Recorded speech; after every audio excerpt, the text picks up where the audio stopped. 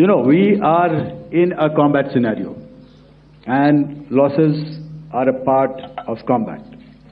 The question that you must ask us, okay, and indeed that we must ask ourselves, you inclusive, is have we achieved our objectives? Have we achieved our objective of decimating that terrorist camp? And the answer is a thumping yes. And the results are for the whole world to see. As for the details, what could have been, how many numbers, which platform did we lose?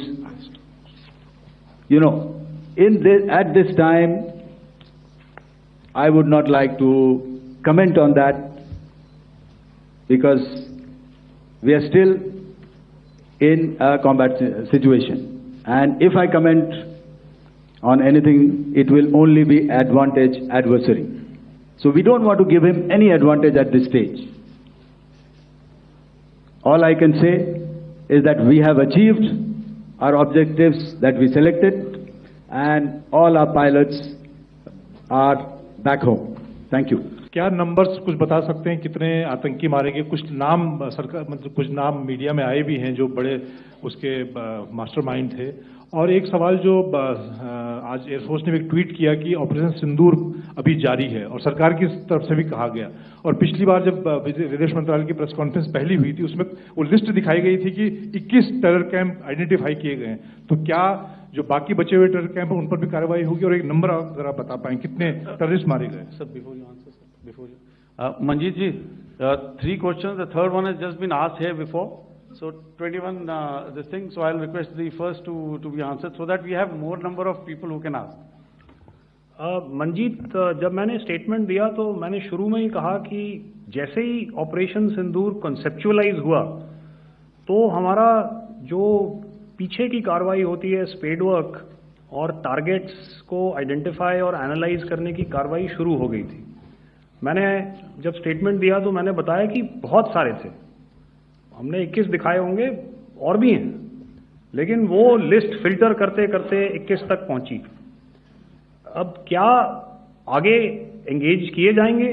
अगर जरूरत पड़ेगी तो जरूर engage किए जाएंगे, लेकिन मैंने बताया कि इस समय जो इंट एजेंसीज ने हमें बताया कि फलाने कैंप में प्रेजेंस है, हमने उनको एंगेज किया।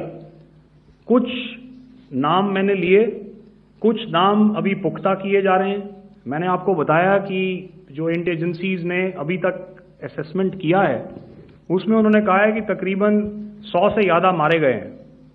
और एक आज आपने तस्वीर भी देखी कि काफ़ी प्रोमिनेंट जो फ्यूनरल था, काफ़ी प्रोमिनेंट एक जो हस्ती हैं वो ऑर्गेनाइज कर रहे थे, और उस फ्यूनरल में और कौन कौन लोग अटेंड कर रहे थे वो तो आपने देखा ही।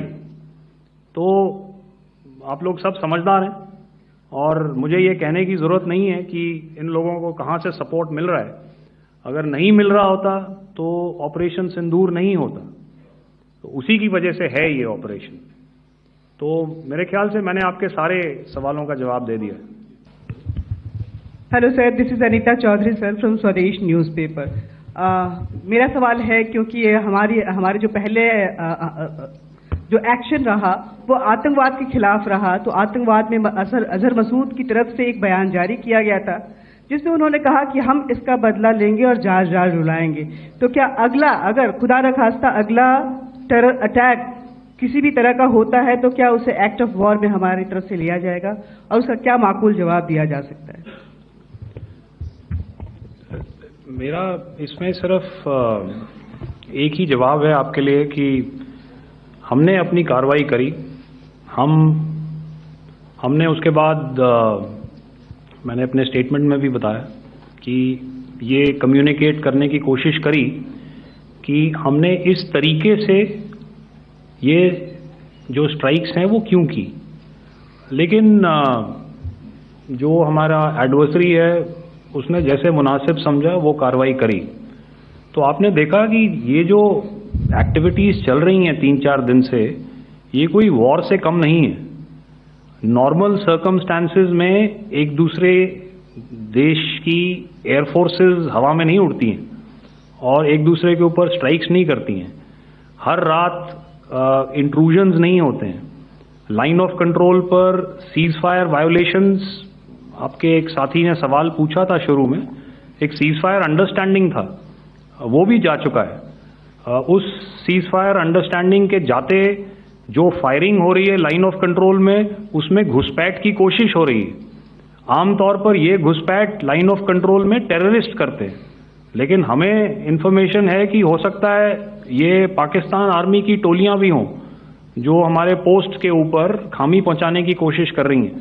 तो ये सारी एक्टिविटीज तो वॉर में शामिल हैं।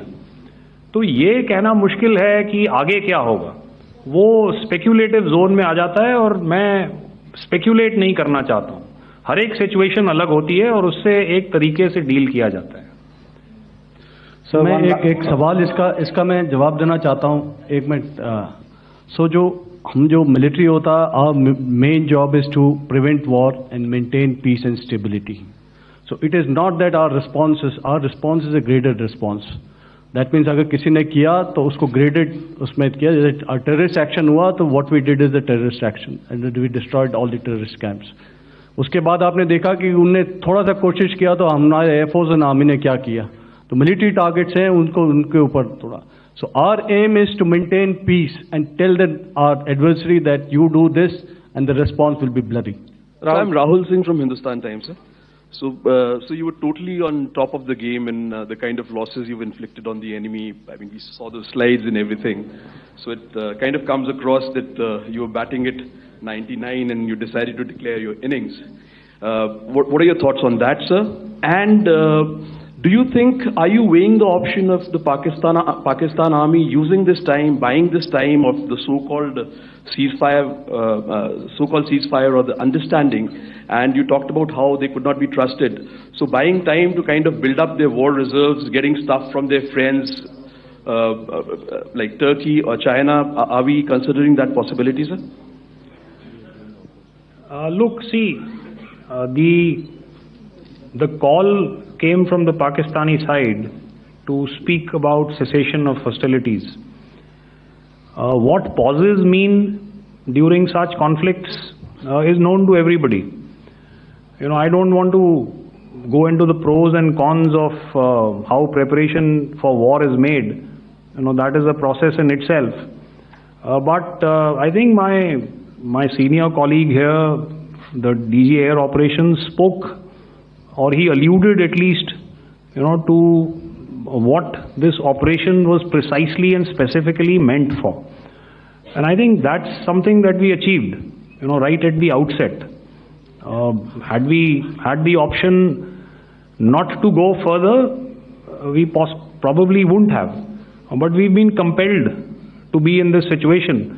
And as you've seen, the armed forces of India, and you know, you've got the 3 Director Generals sitting here, we are always prepared to face any eventuality. And like I said, that's for the sovereignty, the territorial integrity, and the safety of our citizens.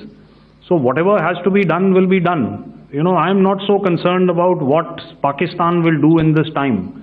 I'm only concerned about what we will do. We have a roadmap and a plan, and we will follow it diligently, and we will follow it to the T. You know, that's the contention that I want to make here today.